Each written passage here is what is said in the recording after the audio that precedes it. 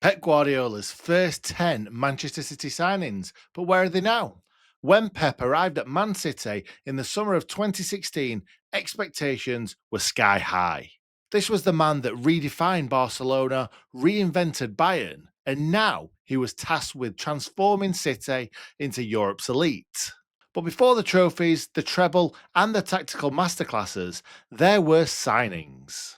Some hits, some misses, and a few who never actually wore the shirt at all. These were Guardiola's first 10 signings at Manchester City, and here's where they are now. Aaron Mooy retired. Pep's first signing wasn't exactly a marquee one. Aaron Mooy joined from Melbourne City, part of the City Football Group family, and was immediately loaned out to Huddersfield Town. He never played a single minute for Guardiola, but that didn't stop him from building a respectable career. Mooy became a fan favourite at Huddersfield, had a solid Premier League run with Brighton, and picked up a few paychecks in China and Scotland before retiring in 2023. I certainly know which country would have paid more. Ilkay Gündoğan, Man City. Now, if Aaron Mooy wasn't a statement signing, this one certainly was. €25 million for a technically gifted, intelligent midfielder from Borussia Dortmund. Gündoğan was Guardiola's first big signing and arguably one of his most important. While quietly consistent in the early years, he came alive in the back half of his City career, scoring crucial goals, captaining the team, and leading from midfield. Think the goal that sealed the 21-22 Premier League title. Think treble-winning captain in 2023. Well, he then moved on to Barcelona, where he was regarded as one of their most reliable midfielders before moving back in 2024. A modern-day great and one of Pep's best value buys. Now, I'm not sure why I'm telling you this story, but I'm going to tell you anyway, seeing as though we're talking about the man. So before he signed for Man City and graced his presence on these beautiful shores, me and my mates didn't know how to say his surname, and we just called him Gundungeon. No idea why. It just looked a little bit like that. But I've got to say, the football's done the talking, and he's certainly cemented that pronunciation in my brain right now. So, well done, Ilkay. Nolito retired.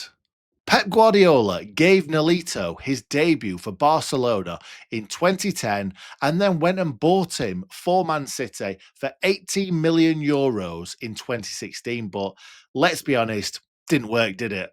Despite a strong start, the Spanish winger struggled with the pace and physicality of English football. One season, 6 goals, and then back to La Liga. Nolito wound down his career in Ibiza and announced his retirement earlier on this year, ending his career in Ibiza.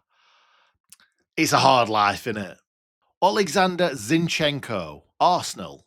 A bargain signing that became a 10-trophy utility man.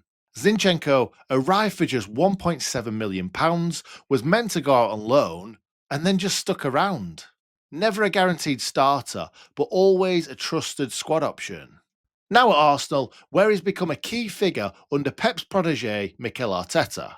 A fan's favourite, a tactical gem, and proof that Pep Guardiola doesn't have to spend 50 million plus on a player. Leroy Sané, Bayern Munich. If you blinked, you might have missed how good Leroy Sané was for City. Explosive, electric, and ice cold in front of goal, Sané bagged 39 goals and 8 trophies under Guardiola, including a PFA Young Player of the Year award. And trust me, I know all about that Young Player of the Year award because I actually got his FIFA card and used it quite a lot in the times where I was way more cooler than I am right now. Leroy then moved on from City and was sold to Bayern in 2020, where he's arguably played the best football of his career. The next chapter could be an interesting one for Leroy Sané. And that's a reference for people that were early adopters of YouTube. Marlos Moreno, free agent, most recently at Tenerife. Signed for around €6 million, Moreno was immediately loaned out and never actually played for City. 6 loan spells followed. 6. From Spain to Brazil to Belgium before finally leaving in 2022.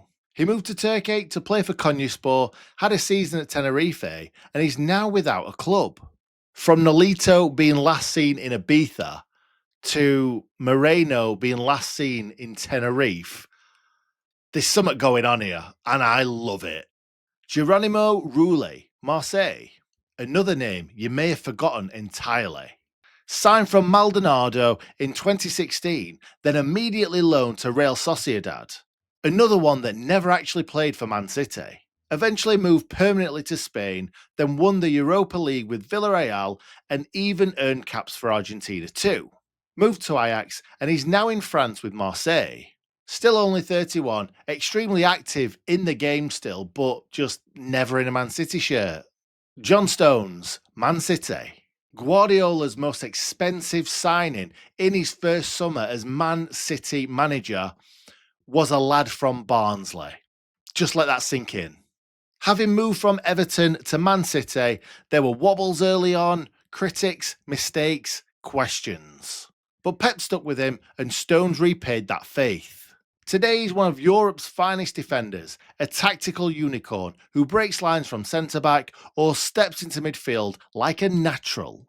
One of Guardiola's biggest success stories. From doubted to undroppable, however, his injury record is what keeps his name out of the mouths of Premier League fans when they talk about the best centre-backs in the league. And according to Transfermarkt, his most recent injury kept him out for a total of 94 days. That is a massive shame, but at the time of recording, he's still 31 and he's got bags and bags of time left. Pablo Mari, Fiorentina, another forgotten name. Signed from Gymnastique, spent 3 years on loan and never actually played for City. There's quite a few of these, isn't there? You might know him better for his brief stint at Arsenal, where he struggled to make an impact. Since then, he's quietly rebuilt his career in Serie A with Monza and was bought by Fiorentina in January 2025. Something else off the pitch that you might not know about Pablo was that he was injured during a stabbing at a supermarket in the metropolitan city of Milan. Monza's CEO, Adriano Galliani, stated his life is not in danger, he should recover quickly. And quickly he did recover, but the same couldn't be said for others, as a man was killed during the attack and 4 others were injured. It's not really something I expected to be learning when doing this research. Claudio Bravo, retired. Guardiola needed a ball-playing keeper, and clearly, Joe Hart wasn't the man. So in came Bravo from Barcelona, bringing experience, and some would say shaky hands too. He saved just 56.7% of shots he faced in the Premier League, and then was replaced by Ederson the very next summer. Now, this might be a bit of a sweeping statement because Pep signed some fantastic players for Man City, but replacing Claudio Bravo with Ederson was probably one of the best decisions he's made. However, after leaving City, Bravo kept going until the age of 41, but has now retired after a final spell in Spain with Real Betis. Now, in my neutral opinion, this was a terrible, terrible decision. Not only did Man City sign a terrible goalkeeper, but it also kind of ruined Joe Hart's career, with Joe Hart being Man City's number 1 and England's number 1 at that time. Pep's got blood on his hands with this one. And what a great way to end this video. So there you have it, Pep Guardiola's first 10 signings at Man City. Some became club legends, some never even pulled on the shirt, but together they laid the foundations of a footballing empire. Let us know what you want to see next, and stay tuned for more content from Not One for the Neutrals.